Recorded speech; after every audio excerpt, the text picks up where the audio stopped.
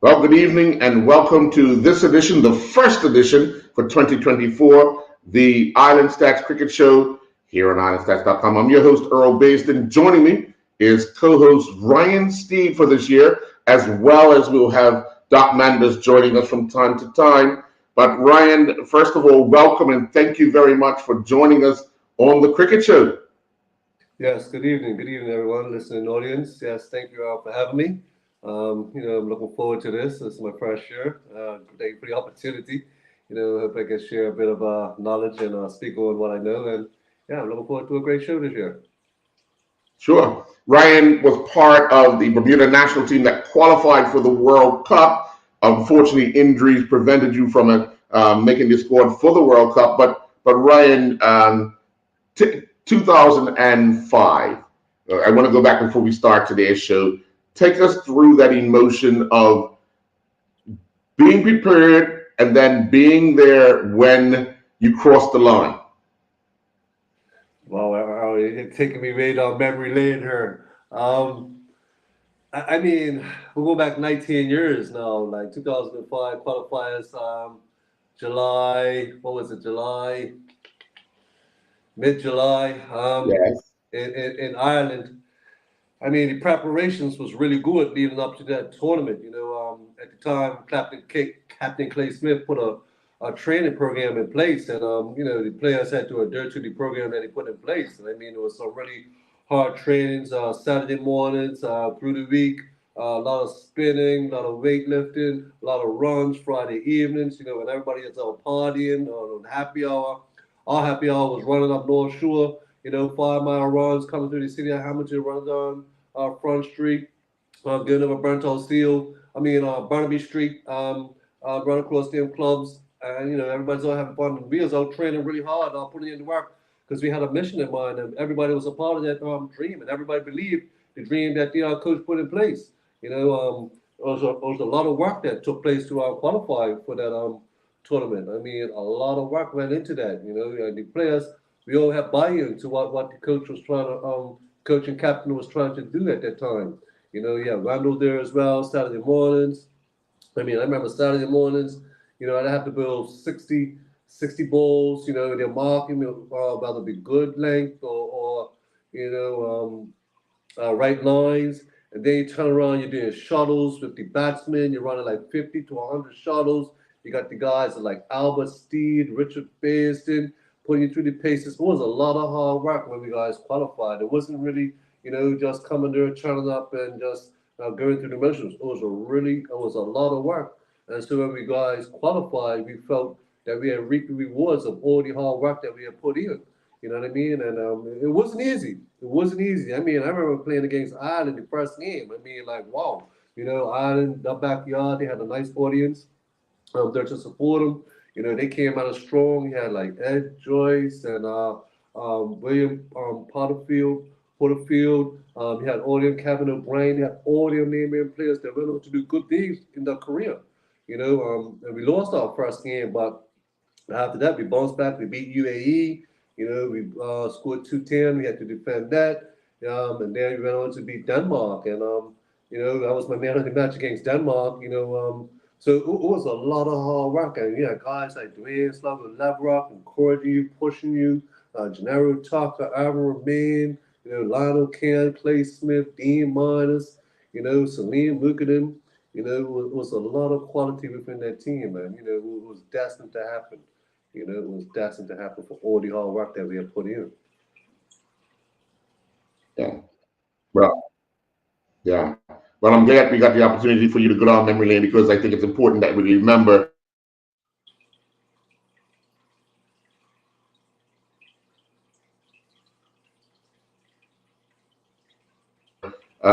national, and so has the under 19 team been to the World Cup. So in cricket, we can say that they've reached the pinnacle of their sport, and you were part of that, helping that to happen. So let me just run through yesterday at the Seabreeze. Western Stars won by 2 wickets over Bailey's Bay. Bailey's Bay were all out for 158. Western Stars scored 159 for 8. today at the Wellington Oval. St. George's Cricket Club won by 171 over Cleveland County. St. George's scored 306 for 9.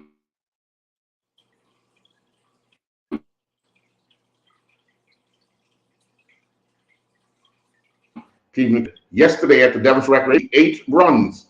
Devonshire Recreation Club scored 1-2 and bowled the under 19 team out for 94. Today at Southampton Oval, Warwick Workmen's Club won by 2 wickets over Southampton Rangers. Southampton Rangers were all out for 111, and Warwick Workmen's Club scored 112 for 8. And the final match, PHC 103 runs over Somerset Bridge at the PHC Stadium. PHC scored 199 and then bowled Somerset Bridge. Start to the season. Let's talk about that Bailey's Bay Stars match. 3 players were in double figures. Of course, Delray Rollins scored 80. Shaquille Utterbridge, Courage Dorms, 27. And the only other batsman in double figures was Kieran Trott with 10. They could only manage 158. They were losing wickets on a regular basis, 1 for 8, 2 for 32, 3 for 41, 4 for 52, 5 for 52, 6 for 75, 7 for 88. And then they had a close to a 50-run partnership between Rollins and Trott.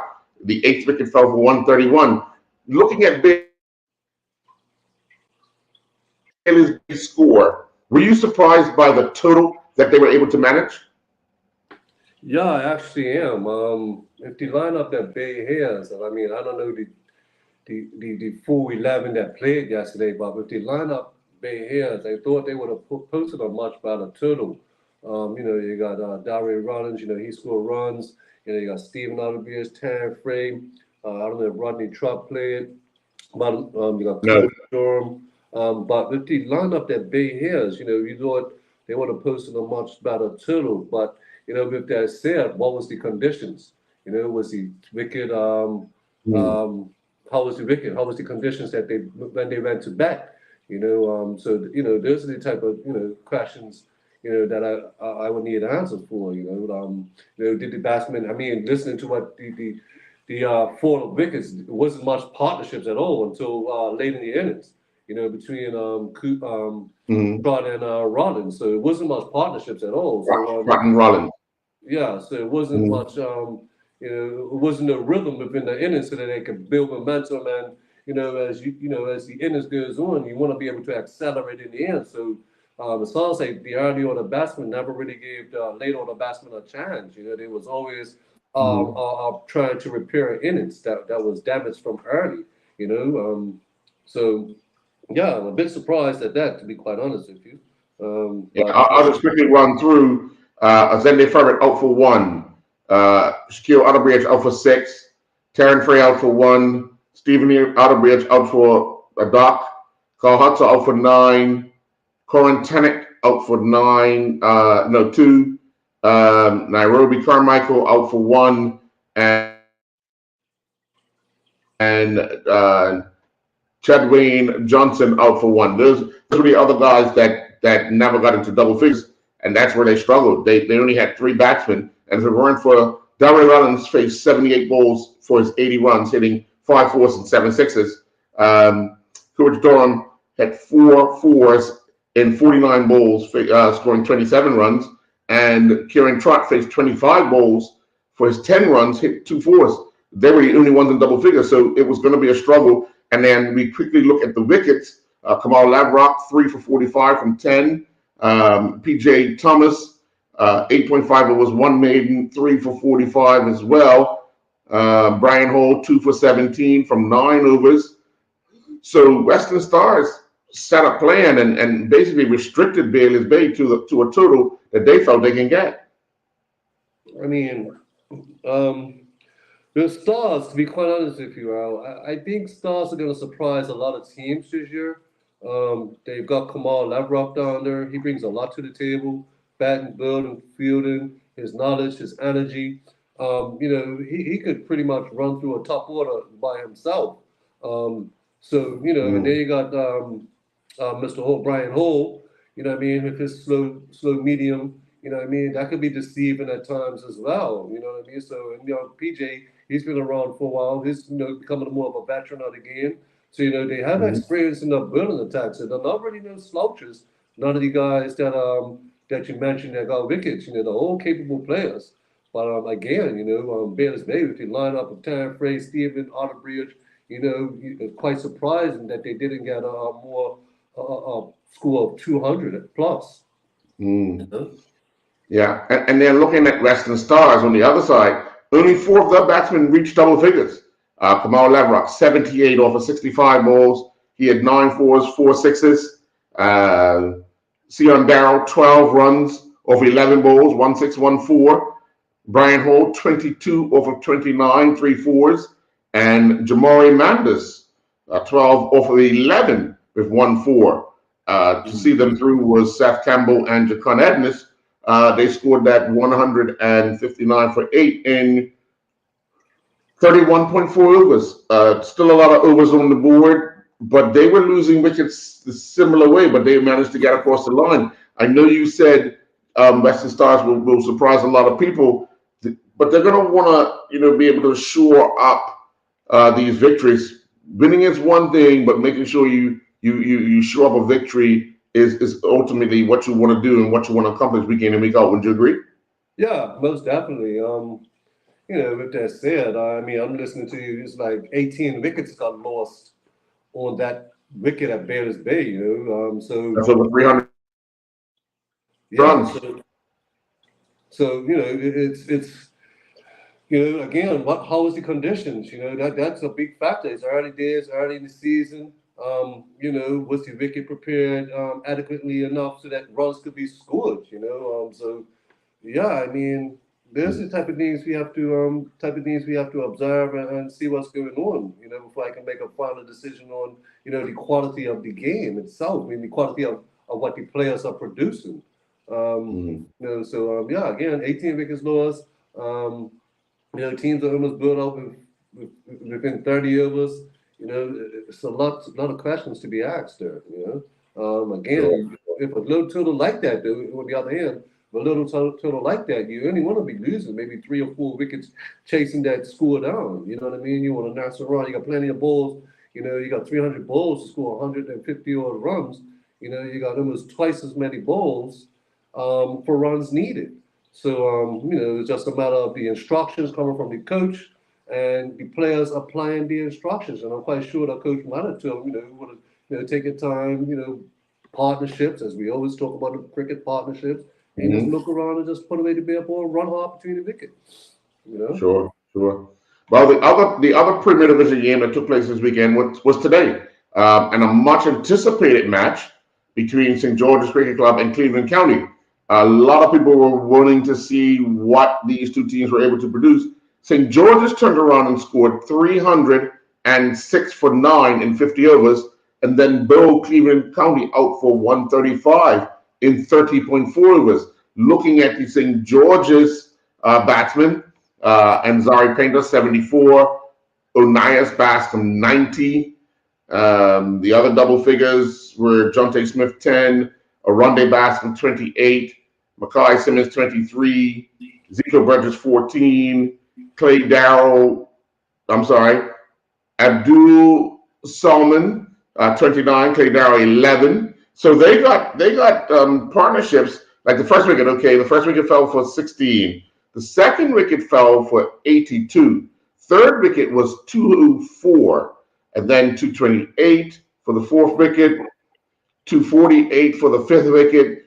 So they had a good partnership between Anzari Painter and Onias Bascom that was close to 122 runs. But that's what you want. You want a partnership somewhere in the inning that's going to kind of cement your inning and allow you to get the runs. And to go on to score 306 was a big target, a big total for St. George's. Yeah, I actually watched that game today. I want to say watched 3/4 of the game. Yeah, it's the scorecard pretty much tells everything. I mean, the wicket was nice. The groundsman prepared a nice wicket, had a bit of grass on it, a little bit of moisture on top. A little moisture in the wicket early in the innings. It was a good day. The wicket dried out and stuff as the innings went on. Um, With Anzari, I mean, like he played a very good innings. He anchored the innings.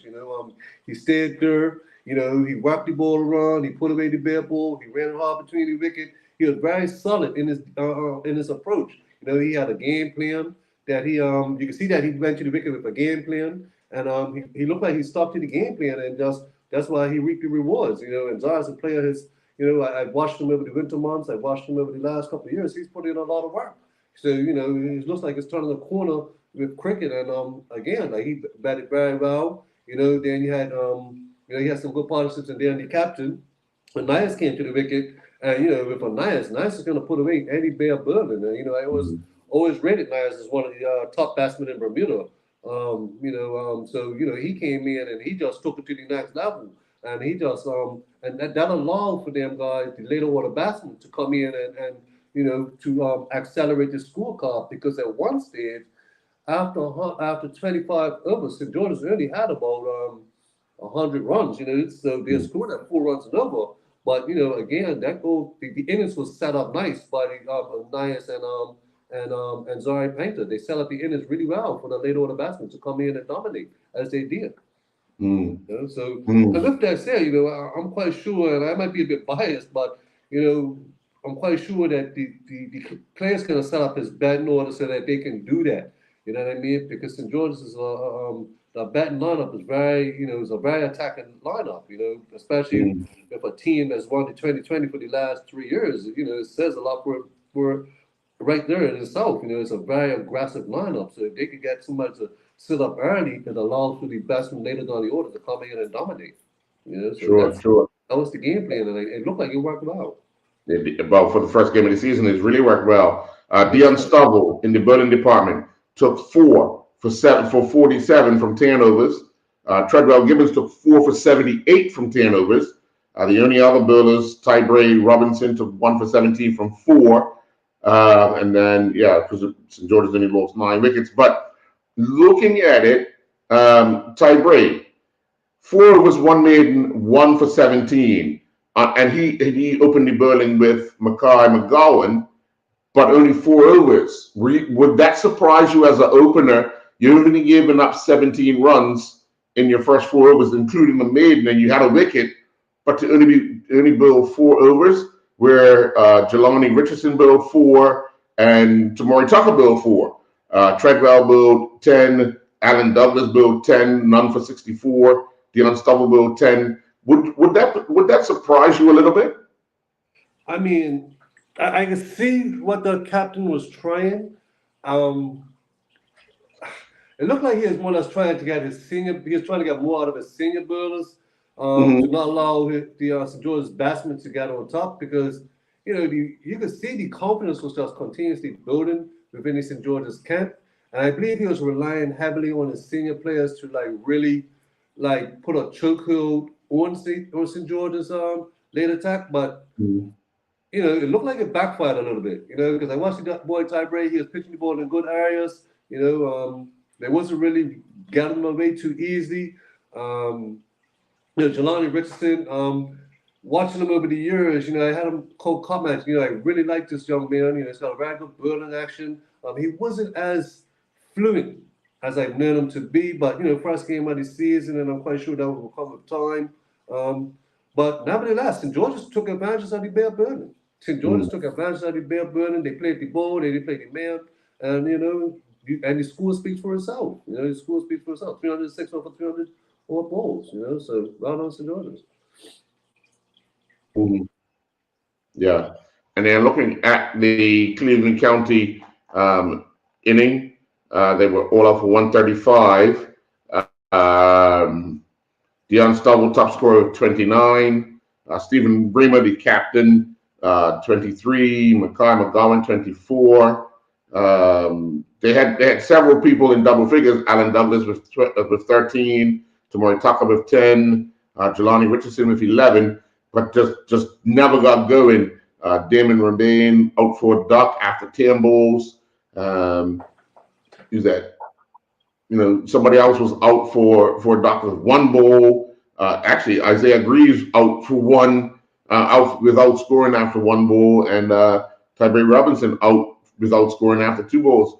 The Makai McGowan was not out on 24 after 37 with 2 4s and a 6. Dion had 3 4s. They got starts, but just never continued on. Yeah, I mean, I actually saw that, but yeah, they all got stars. I mean, you had in the middle of that batting order, you had Deion Stovall, Brimmer, Alan Dulles, Freddie. Those are seasoned players. And I mean, once you got into the young guys early, what I mean, there's the bulk of Cleveland would be acting to score their runs from them gentlemen right there. But St. George's made early inroads. I mean, I thought Ezekiel bowled really well. He put the balls in the right areas, bowled with a bit of zip.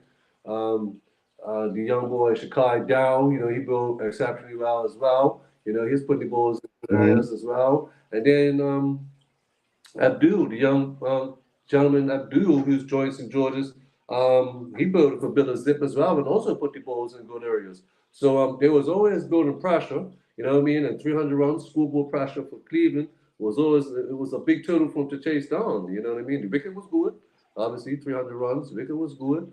So yeah, right. Right on to St. George. But with that, I just want to backtrack on. I am a bit surprised that Cleveland, not taking up from St. George, because Cleveland has a good variety of bowlers in the attack. They got a left arm seamer, they got a right arm seamer, they got a left arm spinner, they got a right arm spinner. They got a good selection of bowlers. So it's just a matter of them being able to juggle them properly, to reduce totals as best they can. So I was a bit surprised. Yeah. One of the things, Ryan, and we've seen this over the years. Players preparing for competition, if you're not willing to put in the time with the coach, it's very difficult for him decision when he needs you to bowl. Other than the seasoned guys, you already know what they're going to bring, but you still need that cohesiveness around the team preseason to get it.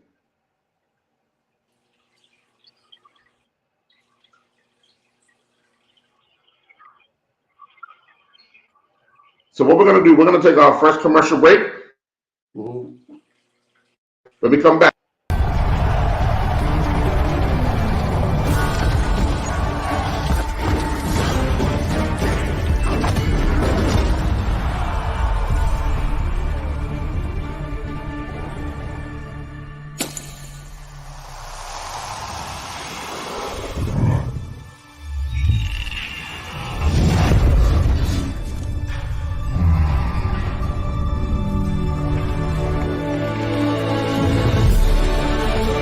Putting down the weapons. You seeing this?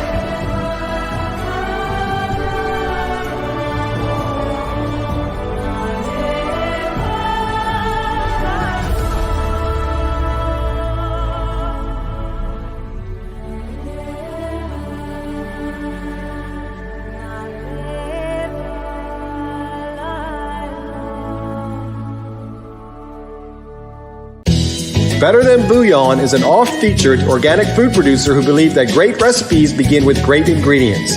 This judiciously named brand is aimed directly at the primary stages of meal preparation in the kitchen, replacing traditional bouillon cubes and the like with bases made from organically produced meat and vegetables, resulting in a higher level of purity and a more robust flavor. This month we're featuring Better Than Bouillon organic bases, made with roasted beef or chicken or seasoned vegetables. Lindo's, why go anyplace else? How you doing? It's Coach Bascom here. Listen, I just want to introduce, to let you know that, guess what? Oh yeah, I've been endorsing salt. Now, you know what this is for, right? Yep. Smelly shoes. Those days that you're coming back from training, sneakers. Yep. You start, you're sitting them in your house, you got them in your room, and you got them in your closet, and you're getting that smell come through. well, this is what it's for. Excited about it, excited to promote because I believe in it, because I know when I was playing outdoors especially, this is definitely what I needed. Hey, even look at the packaging. Very, very professional company, done on so much work, yeah, with the material, with the bag. Listen, I'm excited about it. Glad to be a partner with them. Glad to be endorsing this product, yeah. And here we go. Get your bag.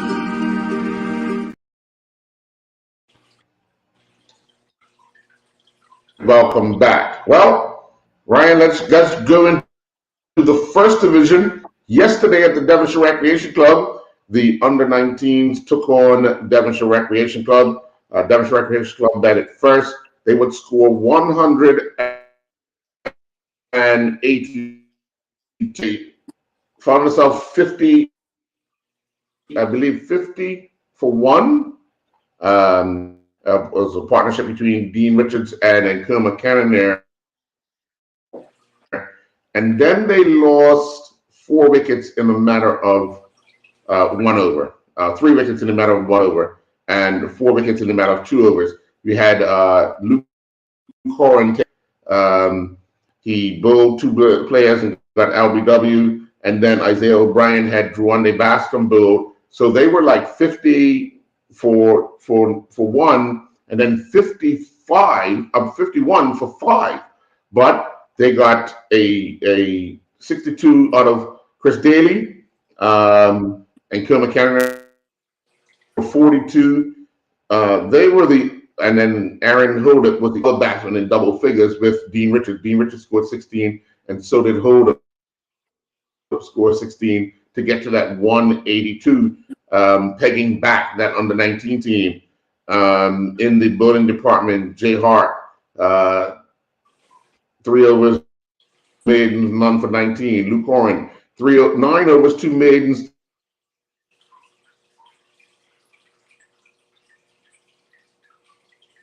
3 for 15. Xavier James, 2 overs, 1 for 24. McFarland, I think it's James McFarland, 3.4 overs, 2 for 22. Now, looking at that with the youngsters playing against a team like Devonshire Rec, where do you see our under-19 team? Because we seem to play in the first division where their team international competition, when our under-19s play against their peers, they seem as if they're ill-prepared. It just looks that way. What's your thoughts? A lot of these guys need to understand the theory of the game. They come up young, they learn how to play cricket, they hit the ball, they bat, they bowl, they field, they enjoy cricket, but they don't understand like how to really go about building an innings, what it takes, the characteristics of being a good batsman, what is required to build an innings, what is required to pass totals, to post totals. And I think that's where we struggle a lot. You got Gennaro, who's coach of the under-19s, very good batsman in his day, you know what I mean? Pick his brain. Like the under-19s have got to pick his brain. Like they got to ask him, coach, like how do I go about building an innings? And I'm quite sure he is giving the information to them, but they have to be receiving of the information. They have to be receptive. They have to be like sponges. And with that said, more people, more elderly cricketers who's been key batsmen and need to help and be involved in these setups, because these guys are not getting enough information to take their games to the next level. I also feel that in Bermuda, it's only so much you can do it for players, because the resources for players to train all year round is limited. So, where other countries are like, I want to use Canada, for example, Ontario Cricket, I follow them on Instagram a lot. They're sending a lot of the players down in the winter months down to New Zealand, Australia. They're doing a lot of indoor winter camps. Our players are stuck here. We're not really, so, we switch off cricket season, then we try to come back turn back on when the season starts. It's never going to work like that. It's never going to work like that. We don't play enough cricket in Bermuda. You know, Earl, we don't play enough cricket. Like from when I was growing up, we had Saturday cricket for guys that couldn't make the Sunday team. You know what I mean? We had many more cup competitions. You know, so it was always some sort of competition to make you want to be better. Training was at a high standard, no matter what club you played for. And another thing, like you know, these guys are the first weekend of cricket. How many of these teams played a practice match this weekend? Yeah. You know, to get, you know, today was more or less like practice matches. For this weekend was more like practice matches because you know teams need to find a rhythm before the season starts, and we don't play enough cricket. These guys are not getting enough training. There's not enough attention to detail. You know what I mean? So we're always going to struggle in them areas. You know, cricket is just evolving faster than we can keep up. We're not able to keep up with the standard Sure. that's up there right now, and that's why we're continuously falling behind. You know. Yeah. Well, let's take a quick look at the under 19.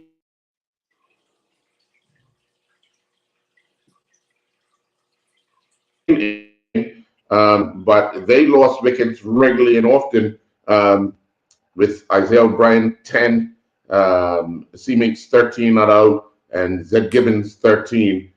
They were the only ones in double figures where the Shields out for 2, out for 4, Hart out for 4, Kimberly out for 5, Horan out for a duck. That is 1, 2, 3, 4, 5. First 6 wickets were back in the pavilion. It even looked like you had 30 runs on the board. So now, after all your hard work of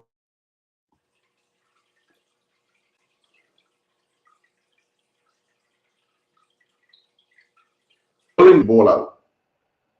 I mean, you're breaking up a little bit, Earl, so I'm trying to figure out what you just said. But again, with that said, partnerships. No partnership, no early order partnerships. So, you know, you're not building up no partnerships. You're not giving your team a chance. You know, so that sounds like the biggest problem right there. Teams they didn't build proper partnership to give themselves a chance to you know be in the match. You know, so question I would have to ask is like, what was the approach? You know, what type of approach did the players take to their innings? You know, so a lot of it's learning for them. It's under 19s. The more they play together, the better they shall become, hopefully. But you know, they gotta play more cricket, as much cricket as they can play, as much cricket as they can get in, because you know, Right. yeah, there's only so much you can do in training and stuff like that, but they have to play it. It's unfortunate. Again, no partnerships were built there, so yeah, it's that's where they lost the match right there. Simple as that. Simple as that. Yeah, definitely. Let me turn our attention to today's matches. Up at the Southampton Oval, Warwick Workmen's won by 2 wickets. Southampton Rangers batted first, and they would score 111 all out.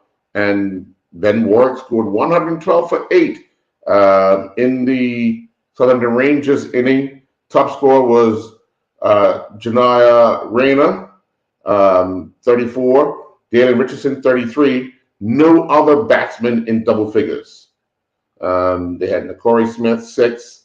I'm sorry, Jamari Beach scored 10. And then they had Michael Wellman out for Doc, Akale Bean out for 1, Randy Bean out for 1, and Jari Smith out for 6. They just had a good start. They lost the first wicket for 29, the second wicket for 47, third wicket for 91, and then from the third wicket on 91, they lost 7 wickets or 8 wickets in 20 runs. Just not good enough, would you say? Exactly.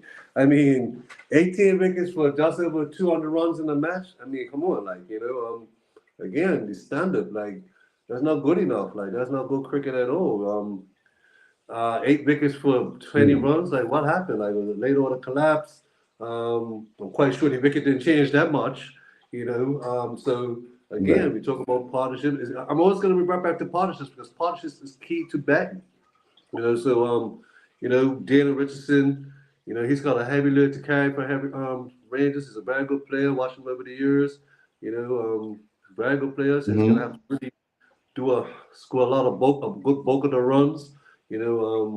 Work. They've always had work over the years. Always produced good youngsters. I always admire work for the youngsters Yes. produce. It's almost like I don't want to offend them, but it's like a breeding club. A lot of good young players have come out of that club over the years. Moved on to the Bayless Bays and other clubs like that. But again, 18 wickets for just over 200 runs really isn't good enough. The standard isn't good enough. Guys have got to put in the work. You know what I mean? So, that's my view on that. That's my take on that.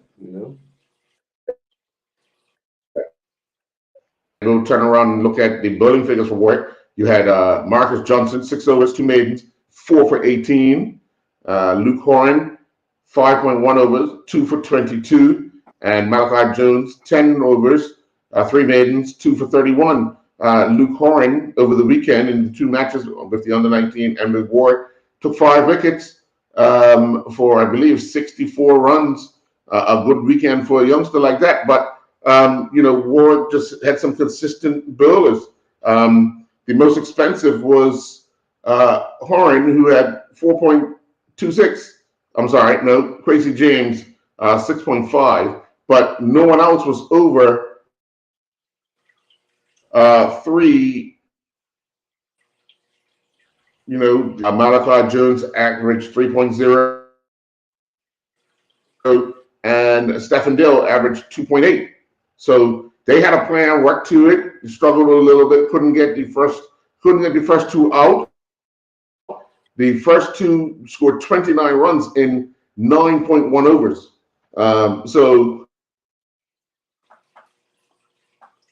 everybody, they had that collapse. It was going to always be a hard day for them.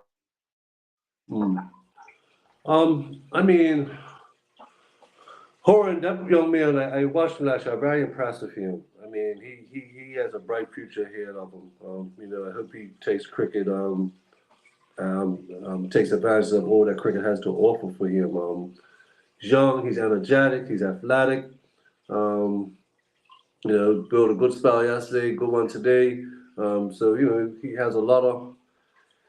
Hopefully, he keeps himself fresh for the season because with bowlers, it's wear and tear that happens as the season goes on, and it was just a matter of making sure that his recovery is just as important as his training. Build up for the match. So for the next day, today, tomorrow, and Tuesday, it's important that he takes care of his body.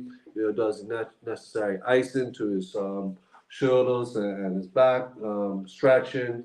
Keeping himself mobile. That's important. And with that said, Marcus Johnson, another veteran, been around a very long time. I believe it's Marcus Johnson that came from Somerset, played for Somerset at one stage. Yes. Yeah, so he's been around for a very long time. He's understands the game. He's I believe he was down in Barbados at one stage. He has a lot of experience.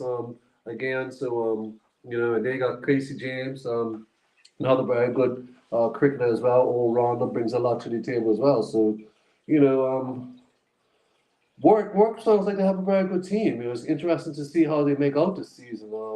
I'm quite sure it's a team that should be looking for promotion. They should be really looking for promotion. Warwick should be a team that should be up there fighting for promotion. And if I was to give my opinion on how I see them finishing this season, Right.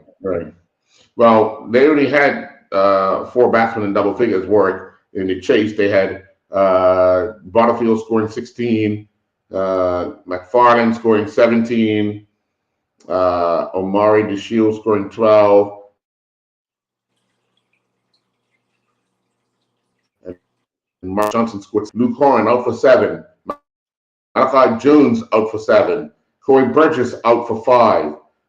Stephen Dill out scoring off of 1 ball, and the not out batsman Rock scored 8 from 30. So looking at it as well, despite picking up the win, will have some work to do to shore up this batting. I watched a bit of that game, and I looked on the field, and I noted players who have played in cup match in team that could have single-handedly won, but it's the approach, it's what they put in the game, and then sometimes it looks like some players go through the motions.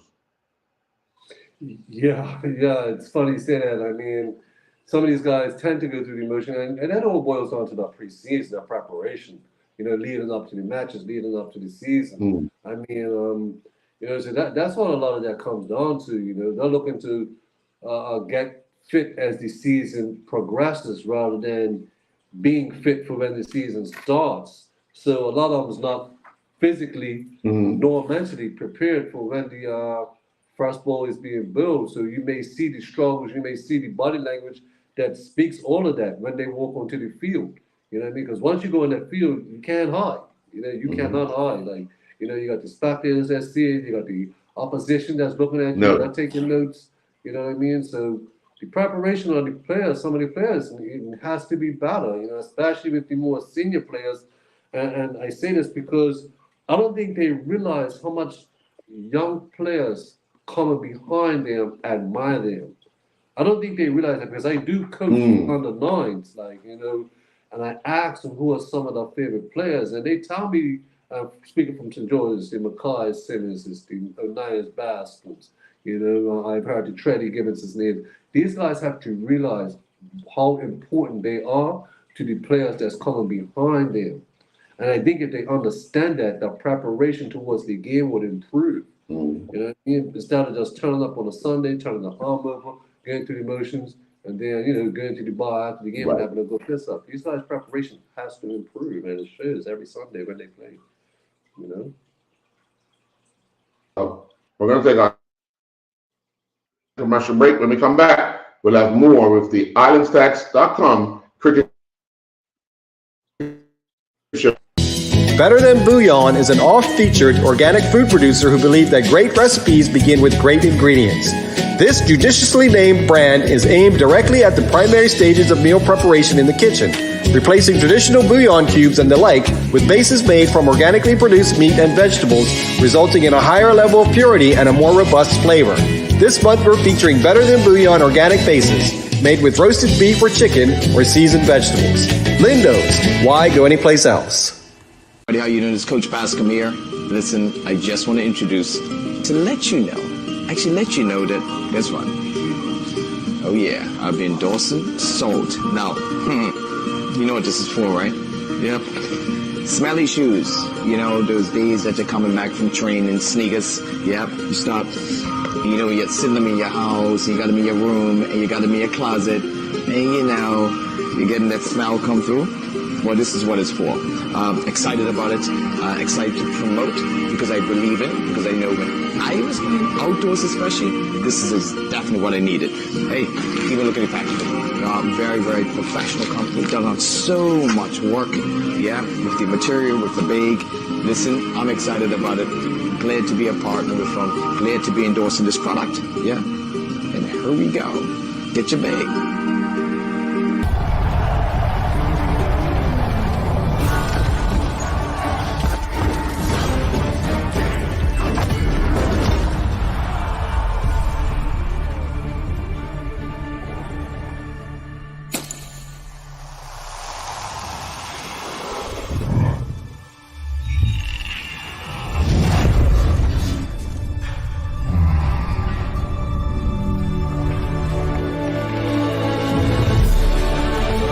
Putting down the weapons.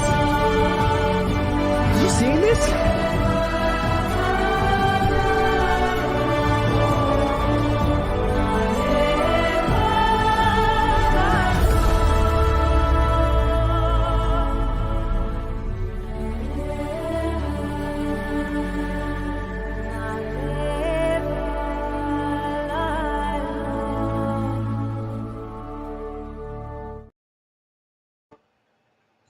And welcome back. Well, Ryan, the final first division game of this weekend saw PHC take on Somerset Bridge. PHC would eventually win by 103 runs. Christopher Douglas was the top scorer for PHC. They batted first and scored 199. Chris Douglas scored 81 off of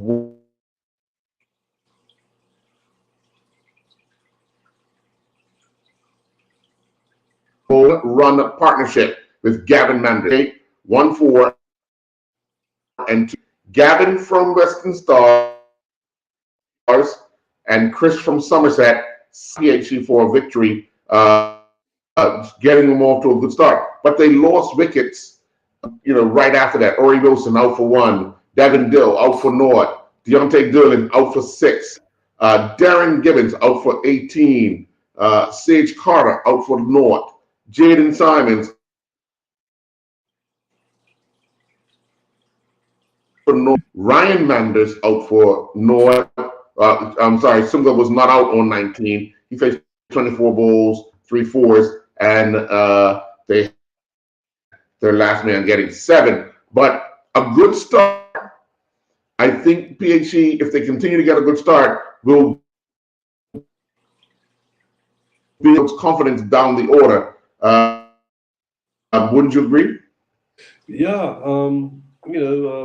with Chris Douglas being there on loan, he brings a lot to the table. Very good player. I've always been a fan of Chris.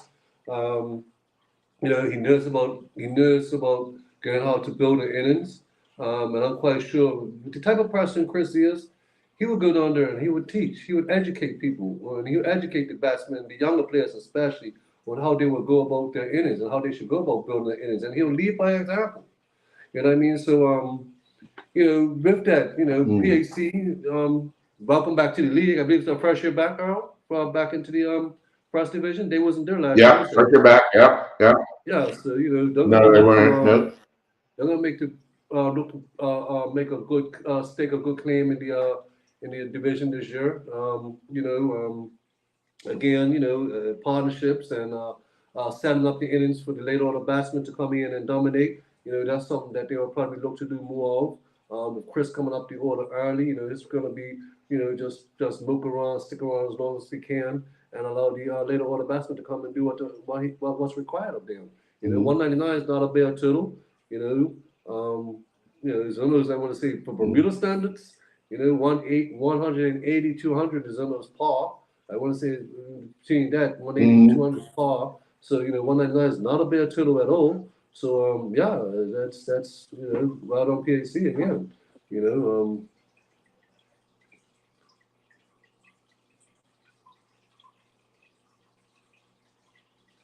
Somerset Bridge, untouched. 10 3 for 39.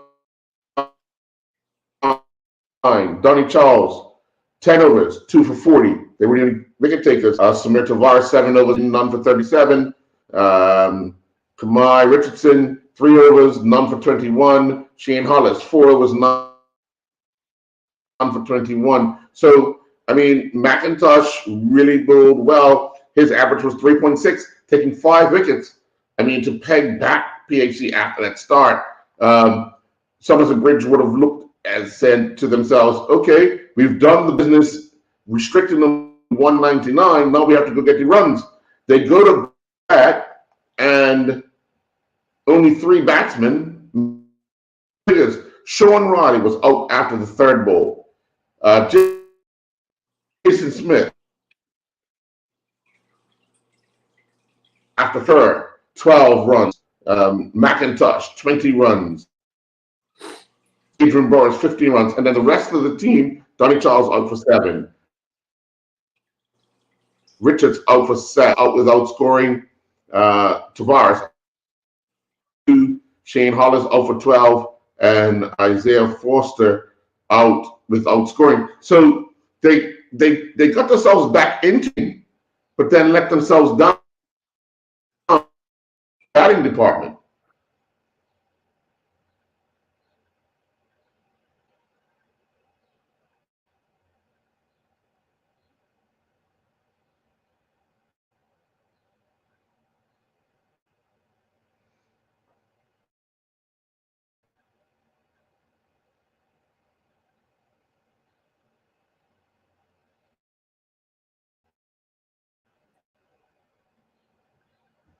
Well, let's take our final commercial break, and when we come back, we'll wrap up this edition of the Island Stats Cricket Show right here on islandstats.com. We'll be right back.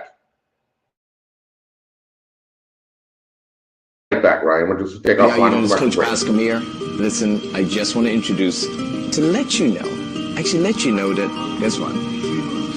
Oh yeah, I've been endorsing Salt. Now, you know what this is for, right? Yep. Smelly shoes. You know, those days that you're coming back from training, sneakers. Yep. You start, you're sitting them in your house, you got them in your room, and you got them in your closet, and you're getting that smell come through. Well, this is what it's for. Excited about it. Excited to promote because I believe in it. Because I know when I was outdoors, especially, this is definitely what I needed. Hey, even look at the packaging. Very, very professional company. Done on so much work. Yeah, with the material, with the bag. Listen, I'm excited about it. Glad to be a partner with them. Glad to be endorsing this product. Yeah. And here we go. Get your bag.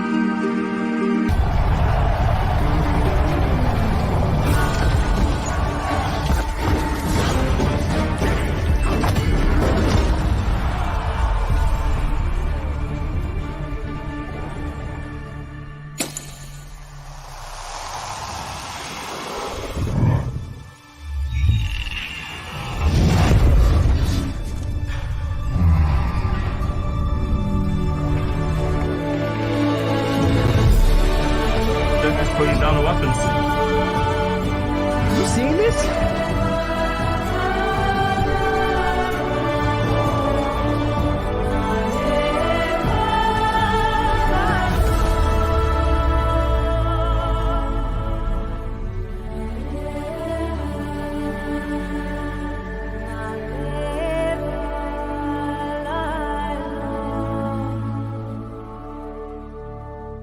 Welch's, makers of the world's best-known Concord grape juice, have been based in Concord, Massachusetts since halfway through the 19th century. We've often featured this unique beverage due to its impressive health benefits and bold, unmistakable flavor. Welch's has gone on to diversify their range over the years, successfully launching many new juice-powered products designed for refreshment and flavor.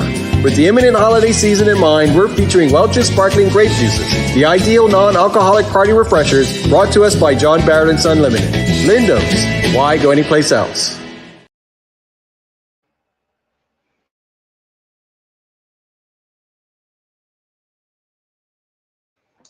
And welcome back. So you can hear me now? Yep, I hear you loud and clear. Okay. Yeah, So now, Ryan, we get into the portion where we select the player of the week. And I'll run down the performances. Obviously, in the Premier Division yesterday, the match between Western Stars and Bailey's Bay, top performers in that match. Darry Rollins scored 81, which came off of 78 balls. He had 5 fours and 7 sixes. Kamal Levrock took 3 for 40 from 8.3 overs in the Bailey's Bay inning. And then in reply, Levrock scored 78, which came off of 66 balls. He had 9 fours and 4 sixes. Rollins took 4 for 33. So those two had a battle going on. Both of them shine for their team with bat and ball. Now, in the Devonshire Recreation Club and under 19 team, Chris Daly scored 62. Luke Horan 3 for 22 from 9 overs that included 2 maidens. And then in the bowling department for Devonshire Recreation Club, because they bowled him off in 94, Jazade Samuels took 5 for 40 from 10, and Shaquille Pitcher took 4 for 34 from 10. And then on to today, the Southampton Rangers match with Warwick Workman's. The real standouts for that match would have been Marcus Johnson taking 4 wickets for 18 runs from 6 overs. That was the only shining light in that match. Also, Dante Brennan took 5 wickets for 39 runs from 10 overs for Southampton Rangers, pegging back Warwick, but Warwick got across the line. The St. George's game against Cleveland County. you had Onias Bascom scoring 90 from 57 balls, 4 fours and 8 sixes. And Zari Painter 74 from 120 balls, 7 fours, 2 sixes. In the bowling department, you had Treadwell Gibbons taking 4 wickets for 78, Dion Stubble taking 4 wickets for 47, and then, of course, in the reply, Cleveland could only manage 135. And in the bowling department, Kushai Darrell took 3 for 8 from 2.4. Zico Burgess 2 for 30. Shakai Darrell 2 for 29. Solomon 1 for 32. And then Zari Painter, after that knock of 78, took 2 for 22 from 4 overs. And then we look at the PHC match with Somerset Bridge. Again, Chris Douglas, 81 from 100 balls, 8 fours, 1 6. In the bowling department, you had Callum McIntosh taking 5 wickets for 38 from 10. Noel Woods took 3 for 39 from 7.2. And Donnie Charles 2 for 40 from 10. And then in the reply, Deontay Durden taking 3 for 29. Darren Gibbons, 2 for 17 from 6.4. Chris Douglas, after his knock of 81, took 2 for 10 from 3. Ori Wilson took 2 for 15. And Vanka took 1 for 11. So I'm going to ask you, because I have an idea who I want to pick. Who stands out for you? Oh, that's a lot of good performances this weekend, you know. A lot of good performances, a lot of quality performances. But you look at, I think what you look at is match-winning performances. When you start looking at it, if the person contributed with both bat and ball in a match-winning performance outdoes someone who, you know, kind of does well in the inning, if they're just a batter or a bowler. You know what I mean? 2 names that stand out for me right now is Kamal Lavrock and Zari Painter. Right. So there's 2 stand out for me right now because there's both batted well in their innings and bowled well to win the matches.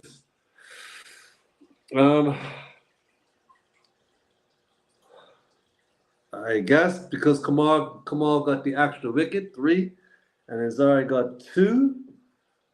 I mean, I could be biased and say Zari, you know, but with Kamal getting the extra wicket, I'm gonna have to go be behind Lavrock on this occasion. You know, Zari, you know, it's a hard choice, you know, but that's what I'm gonna go with for now. Well, that's why, yeah. Okay. I said this last night that it's going to be a tough act to beat Kamal's knock and bowling performance to help Western Stars beat Bailey's Bay. And I thought, you know, yeah, and Zari, a good knock, good bowling performance, but with Kamal's runs and wickets to help Western Stars over the line, I had picked Kamal as the player of the week. Yeah, so I'd have to agree with that. Yeah. I might get some stuff from my St. George's people, but yeah.